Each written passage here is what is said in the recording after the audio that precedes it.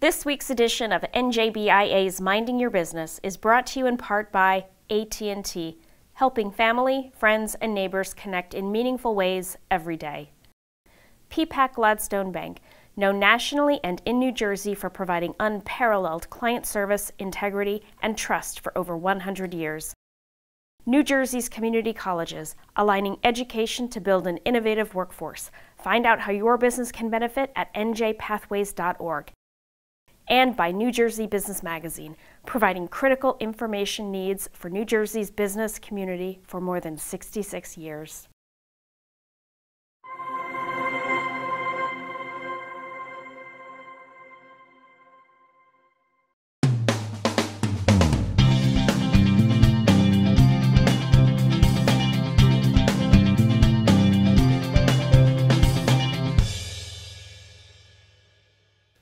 Welcome to NJBIA's Minding Your Business. I'm Bob Considine.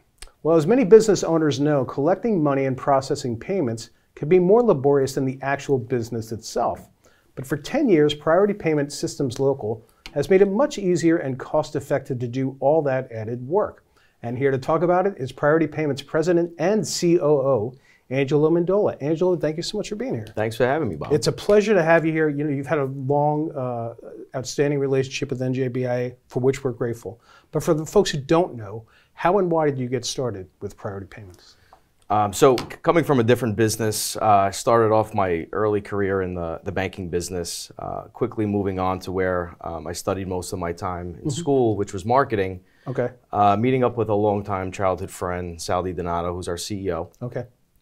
Seeing what he was doing in the payments business, not really understanding the ins and outs of, how it worked and why he existed in the business, took a deeper dive, looking at, the ins and outs of what merchants needed and how he was satisfying those needs with solutions. And, back then in 2012, didn't really see much of a great enhancement to technology. I mean, we were all walking around with iPhones. Right. We all had laptop computers and the thinnest TVs in the world, but payments were still antiquated. They were on these huge machines. Meanwhile, there was all this technology. So spent the time to make a career jump with him and open up Priority Payments. And what we did was we took a look at the solutions. And we went there first. We went with the solutions. And then understanding the needs of merchants really were saving money and being able to take a payment anywhere, anytime. And that's what we did. We came out with some mobile solutions. We brought a great team of salespeople who were young, understood technology, and then took that to market for us. And 10 years later, we're on our 11th year now, here we are. And you opened at Red Bank?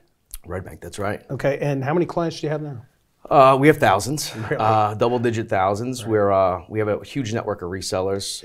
Our client services team is made up of 30 people. Inside of that team, there's an expansion of deployment center.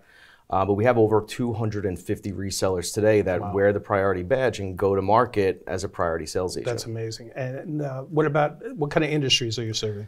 I mean, we service them all. Okay. We like to specialize in a few. Right. So today I would say a little bit different than where we were.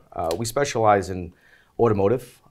Over 1,000 rooftops processed with us today. So if you live in New Jersey or Florida or parts of Texas and California and you take your vehicle in for service, chances are we're processing that payment. That's crazy. Yeah. Automotive is huge for us. We actually just launched a huge automotive product. We grabbed the largest dealer management software out there and built an integration with our partner, Deja Vu. And now we're solving major problems within car dealerships. The drive-up lanes, we're letting them take payments remote. So before you even come to pick up your car, you can make the payment for that service job. Really cool stuff. Yeah. And we really came up with this product during the COVID pandemic when folks weren't leaving or going to visit businesses. So we needed a remote solution, and that's what we did. That's incredible. Yeah. What in terms of like, if a client comes to you, and I mentioned at the outset how laborious this can all be, payment processing and whatnot. Are they like, please save us? Is that the pitch they're giving to you? Well, they try to hide it. I mean, buyers want to try to negotiate a little bit so they don't show their true colors, but we uncover that. I mean, we have a great discovery team that's taking a look at how they're processing through a real holistic approach. We're looking at the technology we're using, even who they're with, like the processor themselves. Is it their bank? Is it a third party to the bank? Is it a third party to a third party, making them the sixth party? Right. And understanding the way they're being billed, the way their customers want to pay them, and are they offering that way? But on top of that, we build a lot of SaaS products and have partnered with a lot of what we call value-added resellers who provide great fintech. Right. So we develop our own, and we use third party as well to solve industry problems. Right. For example, so I mentioned automotive. That's not the only industry that we work on. We're working in the large B2B space. So your large manufacturers and lumber yards and building supply yards and folks that sell and lease trucking equipment, on top of your everyday restaurant, your multi-location restaurant, franchises, and you name it. And we're finding solutions for them through this network of product, which we like to boast about. Right. And one of them fits that solution. Yeah. I mean, we're launching a new medical outlet. We're going to have the ability to connect with any medical software out there and perform the billing for these practices. It's major. Let's talk about some of the services that you do specifically offer to your customers. What do you have? Yeah, so we're your standard payment processor. So we're the bank settlement, we're authorization network, and providing that mechanism to take that payment. But then we go a step further and we get vertical, right? We talk about different fintech solutions, financial technology solutions for specific industries. And with that, we couple that with really trying to not set the standard or be best in class. We want to create a new class. Okay. So in payments, your traditional payment processor sets you up with some type of device or a virtual terminal of some sort, or sells you a third-party product to process those payments. Mm-hmm. We go further than that. We're now offering banking as a service. So banking as a service, we look at as kind of closing the loop right. on allowing merchants to use us, or businesses to use us, for the way that they take payments, the way that they store their payments, okay. so like a bank account. Yeah, it's like a bank. Right. And then the way that they spend their payments, so paying their vendors. Right. And last but not least, the way they borrow off of the history of their banking and payments. That's great. So traditionally, the business has been very segmented. Those are 4 different companies would have to handle that for you. Priority Payments Local is now doing all 4. And you have call centers too? No call centers. No call centers, okay. Everything is homegrown, native, in-house, okay. Powered by Priority. Got it. Let's talk about credit card processing costs. Yeah. I mean, that is an expense for businesses. We hear it all the time. It's kind of in the news a lot lately. I need a sip of water for this question. Okay. Go ahead. Feel free. It's free. But how big of a deal is this, and how can Priority help with that? So that's an amazing question. For years, payment processing has been just like most businesses that are selling or reselling a service. Mm-hmm. If it's not tangible, it's hard to put a price on it. Right. In payments, Visa, MasterCard, Discover, Amex, and the issuing banks of all those cards have what's called the interchange, right? So they publish that information. Those rates are published. Everyone has to pay those. Mm-hmm. There's no reduction in it. There's no up and down on it. There are different levels of it, and technology gets you into those levels. So businesses may pay anywhere from, depending on the size of their average sale, anywhere from 1% to, let's say, 3.5%, right. Sometimes even higher if their ticket's really small. Yeah. Wow. Because percentage is based on dollars. Right. So when it comes to mitigating those costs, there's a couple ways they can. A, they need to work with a real processor, not a third party, not a fourth party, not an agent of a fourth party. I mean, the agents are great. I mean, our agents are great. Right. But they sell direct for us. We don't chop them down as we go down. But the technology is very important as well. The way your customers pay you, speed is important. A business needs speed to cash. Mm-hmm. If you're using failed technology or having to write down stuff and then process them later, or not taking them directly on invoices, it could slow a business down. So that costs them money. Yeah. Right? They can't make payroll on time. It's also not a good look, even if you're at the register, and you're waiting for something. Right. Like, you need cash. I mean, 30 years ago, you had to swipe, knuckle bust the ticket over a credit card, carbon copy that bad boy, and then take it to the bank for a deposit slip. Right. And even before that, you had to pick up the phone and call the network to get an approval, right? Now we're doing everything in a millisecond in some cases. So technology is very important on mitigating those costs. Dealing with the right processor and speaking to your sales agent who may work for a processor like Priority, and talking about the type of transactions you're running. The more transparent you are, the cheaper your processing can be, because now we're anticipating some of the weird things that can happen. Sure. But in today's day and age, the big topic of conversation at every state level, in our industry, it's explosive. Every conversation on every sales forum is about surcharging and true cash discounting and dual pricing. We actually offer all 3 of those, so you can surcharge compliantly depending on your state and Visa rules. Dual pricing, we offer printed menus. We're doing all different types of signage for businesses to illustrate the 2 prices, similar to the way you see it at your gas station today. Right? Yeah, cash price, credit price. Yeah. And then true cash discounting, another form of mitigating your cost is providing a card price for all of your items and then reducing it as a discount, just like you would give a veteran a discount, a loyalty card holder a discount, but now you're rewarding cash customers for presenting the cheapest form of payment to you. Right. So if I'm a business and I want to charge you $100 for this mug, which would be insane, but in today's inflation, that might be right. $1,000. That might be right. But it's $100. If you give me cash, I get $100. But if you give me a credit card, I may get $99, or $98. Sure. It's the same mug, but you just paid me differently for your convenience. Doesn't seem right. Right. Yeah. But we're not against it. No, that's the name of the game. Visa, MasterCard, the banks are taking risk on every transaction. They want to be rewarded for it. If those fees are too high, we'll save that one for another conversation. Sure. No, but it's all a good point. Yeah. Right. In closing, Angela, I wanted to ask you, I'm taking you back to 2012, 2013 when you started all this. And obviously you discovered the need. You were correct in your assessment that this was going to work. But what have you gotten out of it personally over the past decade? What has it meant to you to have this business? So much, so much. So starting a business with a longtime best friend of yours is always rewarding in itself. So, and then bringing on some of our other friends, right? Friends who were interested enough in our business to join as well. And we've grown our friendships and our business within our own friend circle. So that was huge for us. Right. And then turning it into a successful business was like the cherry on top. Yeah. But now the feeling's a little bit different. Now we're running at 100 miles per hour at the speed of trust. We employ so many people. We're changing their lives. We've made a couple millionaires, right? And it wasn't even us that made the millionaires. It was just our platform that they did the hard work and they made themselves successful on their own. And now I have my own children look up to me and say, "Daddy, you're really busy. You're really doing something cool. We want to learn the business." They come to the office and watch what we do, and putting out this technology, and then having the businesses without us even asking, coming back to us and saying thank you. Right. In one way, shape, or form, I think the biggest thank you we get is referrals. Right. One business will say, "Hey, I want my friend, my colleague, another person in my business, my family member to call you so you could set them up too." Yeah. And that really helps. Well, word of mouth is always the best, right? The best. So it's rewarding in so many different ways. And I'll be honest with you, I'm kind of a nerd. I like the technology. I like the finance technology that it's connected. I love that we're solving problems. And the newest product suite that we have out there right now, I have to tell you, in the 10 years prior to this, we've always had great products and we solved a lot of problems. But right now we're about to change the industry from our perspective. We may not change the whole thing, but there will be people who come along and try to do the same thing, and it will change financial payment processing and banking as it looks like today. Oh, we can't wait to hear about it. Yeah. If folks want to learn more about Priority Payments, go to pplocal.com. Angelo Mendola is the COO and the president, and he does a great job. Thank you so much for being here, Angelo. Okay. Thank you so much. Thank you. We'll be back right after these words. Calm before the storm? No, thank you. This is Jim's time to shine. And Mike's. And Jennifer's. Helmets? Check. Drones? Check.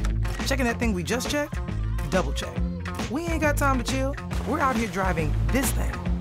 This is when we get to work. To keep you connected. No matter what. Connect before the storm. Change how we weather them. Connecting changes everything. AT&T. Find out how your business can save at njbia.org.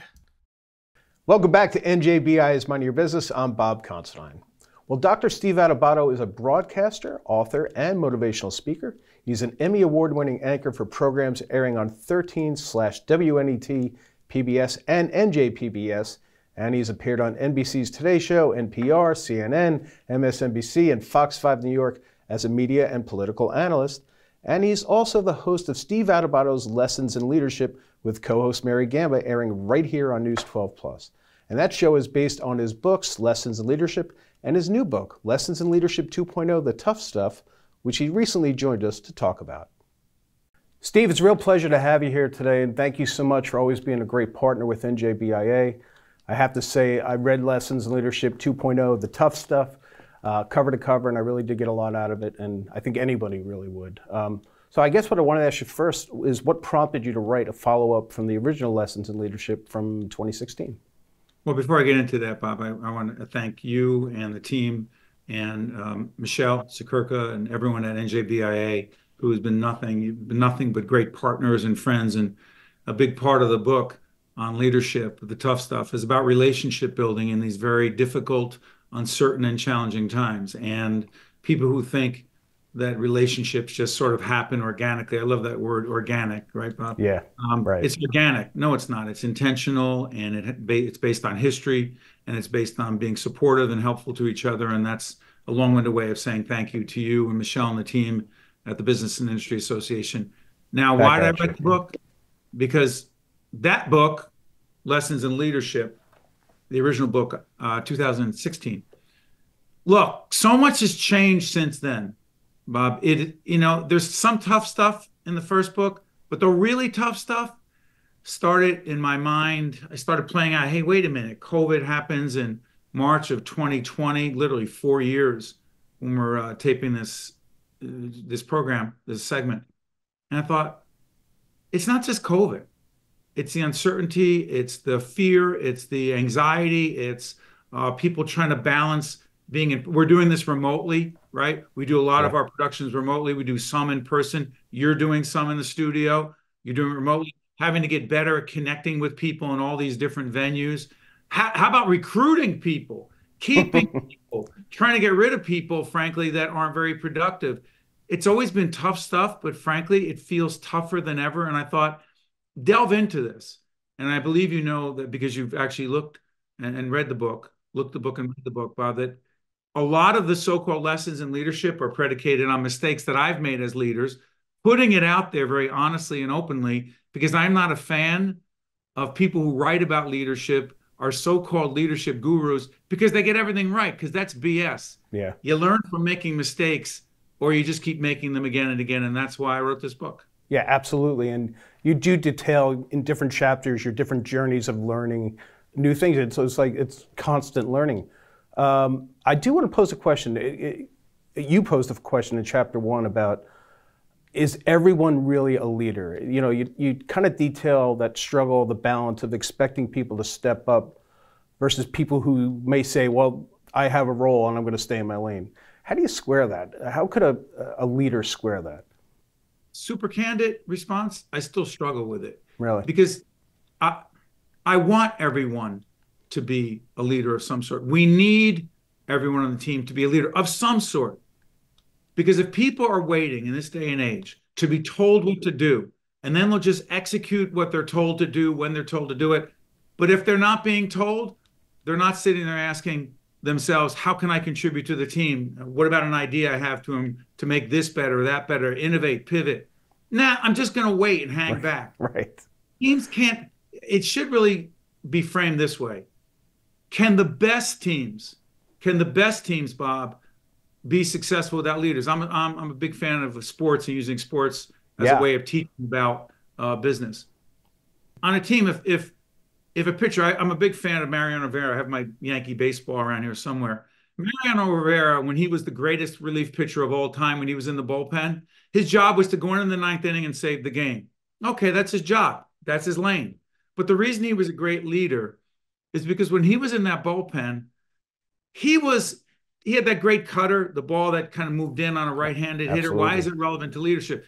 Because he started to teach and coach and mentor other pitchers in the bullpen, relief pitchers, who some of them weren't even asking him anything. He asked them, hey, do you want to learn how to throw this pitch or that pitch? He coached, he mentored, he led, he did things that were outside his lane and helped other people be better on the team. What does that have to do with leadership? Everything. Because if you're not asking yourself, how can I help a colleague be better? I'm just going to do my job. That's not a great team. And maybe that's why the Yankees haven't been a great team in a while, because Mariano Rivera and some others aren't there, including the great Derek Jeter. Not just a great player, but a great leader. You know, I did appreciate all the sports references in the book, and clearly you're a big sports fan. I'm a former sports writer myself, and you got into how the best leaders need to own it quickly, and you kind of referenced Zach Wilson when he kind of blew a game and took no responsibility for it. In your travels, is that difficult for some leaders to do, to kind of own it right off the top of the bat? Well, first off, let me give Zach Wilson, who is still a quarterback with the Jets, I believe. Yes, he is. Yeah, I'm checking my watch. Yeah, I know. I'm a Giant fan. I don't root against the Jets, but he was 23. Right. So let's give him a pass. Absolutely. But here's the thing. Rick Pitino, while we're doing this, I'm a big fan of Seton Hall basketball, Rutgers guy as well, but primarily Seton Hall basketball, Rutgers football first. But I'm going to say this. Rick Pitino is 71 years of age. He's the head coach of St. John's. He holds a press conference after they lose to Seton Hall, 19-point lead that they blow in the second half. Right. And he blames his players by name. He also blames his assistant coaches for recruiting the wrong players. Imagine this, Bob. He's public. He's saying, this is the worst time in my life. I've coached for 50 years. This is terrible. I think he criticized the facilities, too. He the St. John's facilities. I think he criticized at the same time as well. Now, absolutely he did. And here's the thing. First of all, rule of leadership, all the credit needs to be pushed down. All the blame/responsibility, it goes up. Even if you weren't the one. If there's a problem on your program that precedes ours on Sunday mornings, your great program, if there's a problem with the Chiron, well, the Chiron person screwed up. The camera's a little bit. The camera person screwed up. Yeah. Well, whoever the leader is who put those people in place is ultimately responsible. Translation as it relates to Rick Pitino, he hired the assistant coaches. He signed off on the recruiting. He knew what the facilities were when he went there, and they paid him a ton of money. To his credit, though, he got pushback. People were peeved over in Queens, over by St. John's. And a day or two later, he held a press conference and said, my bad, all on me. You asked me the question, is that rare? First of all, you never blame others on the team. It is very rare that a leader steps up and owns it, all of it. That chapter, Great Leaders Own It, is based on a great book called Extreme Ownership, written by 2 Navy SEALs. Now, the stakes are a lot higher for the folks who are in Navy SEALs, and they said, no matter what goes wrong on our mission, no matter who did it, it's on us as leaders. Whether you're the Navy SEALs or the BIA or our production company or the Jets or whomever, the leader has to own it, even if he, she, they weren't the one who actually, were not the one who actually did it. Rick Pitino, to his credit, it's rare, but he owned his mistake. Yeah. You know, Steve, you talked about a lot the confidence that needs to go into leadership. And I think you even said you've never always been confident as a constant. And it's a mixed bag for you. What are some tips that you give people to become a more confident leader in terms of you're not going to be confident 100% of the time? So this confidence thing perplexes me. I actually wrote in the book that, again, I don't want to get into sports too much, but as someone who's been playing golf for a long time and struggling with it, when you're a 12, 13 handicap for 10 years, you know it's you and it's not the course. And what's interesting about that is I wrote in the book that there are times I feel very confident when I'm over a certain putt or I'm pitching, and other times I'm thinking about what could go wrong. Well, that's because it's golf and I haven't worked that hard to be a better golfer. Translate it into business. Here's my view. I argue that confidence needs to be looked at differently. Because if confidence is, I know that I've got this, I'm never going to make a mistake, I'm nailing it, okay, that's a great way to go into it. Right. But I would argue that confidence should be looked at in this way. I'm confident that in this segment, Bob, I'm going to give everything I've got to be of value and service to your audience. I'm going to provide helpful, it's my favorite word, being helpful leadership tips and tools by acknowledging my failures and mistakes. And I'm confident that some of that will be valuable to someone in your audience. Translation, be confident that you are bringing something of value, you're being helpful, but you will make mistakes, you will screw up. And if you freak out over the pursuit of, quote, perfection, which doesn't exist, right, and then all of a sudden, if you don't achieve perfection, which doesn't exist, you then panic, and then all of your confidence goes away. I realized that the way we look at confidence is all wrong. Be confident that you're all in to be helpful and valuable, mistakes and all. It's a very different approach to confidence. Yeah.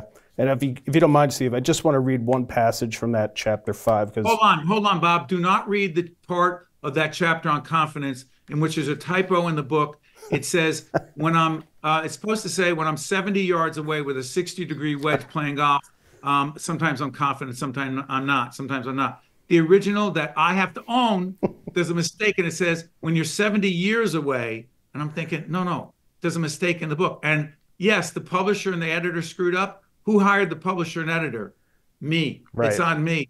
Very, P.S. The new edition is corrected. well, you're taking ownership, you know, and I think it's great, but that was not the quote I was going to choose. And I know, go ahead. Honestly, it just stuck with me. That's why, and I dog-eared it on my book.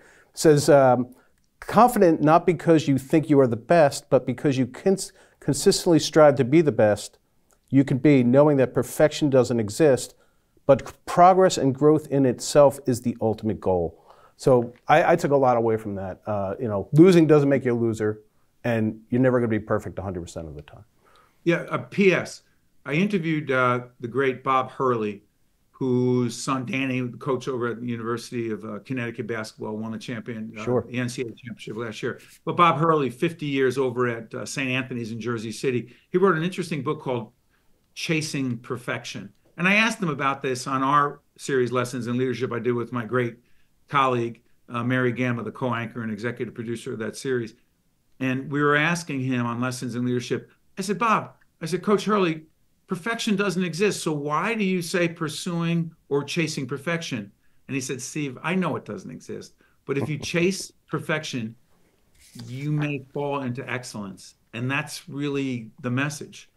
If you're learning from mistakes and you realize perfection doesn't exist, you'll be pretty darn good. And that's the approach. Does that make any sense? Oh, yeah, and it's a great approach, and it's a great way to think. Steve, you've been doing this for so long. You know, you talk about, you know, your different webinars, your lessons that you give in person with Stand and Deliver. I was wondering, after all the years and this great book, what do you get out of this and helping people become greater leaders? So literally, just before I got on this, in the Zoom interview, Bob, I was coaching someone from Valley Bank is one of our major sponsors and also their client. I do a Valley Leadership Academy there with my colleague, Mary Gamba, as I said. And I was coaching this wonderful leader down in Florida. They have a big operation down there. And it was our final coaching session. And I asked her, what have you taken from this? And I also asked her what could have been, what needs to be better and improved about it. Because if you're not doing that, then why do it if you're not improving? And she said, being coached by your company and my work with her and Mary's as well, she's become a more intentional and strategic leader and less reactive and responsive and impulsive. You ask me what I get out of it? When I stop really appreciating someone saying that this has helped them be better, be a better leader, coach, mentor to others.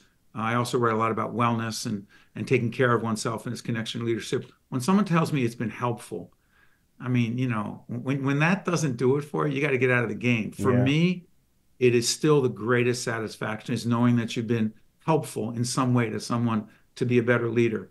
I mean, what's better than that? Yeah. And you get paid for it? Pretty darn good. Yeah, no, you do it well. And, you know, you and your partner, Mary Gamba, have done so much in this leadership space. Best. Whether it's, like you mentioned, speaking or mentoring or columns or Lessons in Leadership Show, which is here on News 12 Plus. Steve, if people want to go to get this book, I just want to make sure I give the address correctly. They can go to stand.deliver.com, or they can find it on that, right? I know Mary's listening in. She'll say, Steve, if you don't correct this. No, please do.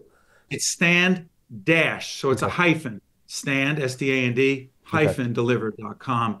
And you can purchase the book right off there, paperback or hardcover. And I promise there'll be no typos or mistakes that I own, not the publisher or the editor. Right. Well, Steve, it has been a thrill to have you here today. And anytime you want to come back and talk about leadership, we'd love to have you. Great. And it is an honor to follow the great work that you and your colleagues do on Minding Your Business. At the BIA, Business and Industry Association, Michelle, yourself, and everyone, it's a great organization. You're great partners and friends. All the best to you and the team. Thank you, Steve. And thank you, Mary. And thank you for joining us on NJBIA's Minding Your Business. We'll see you next time.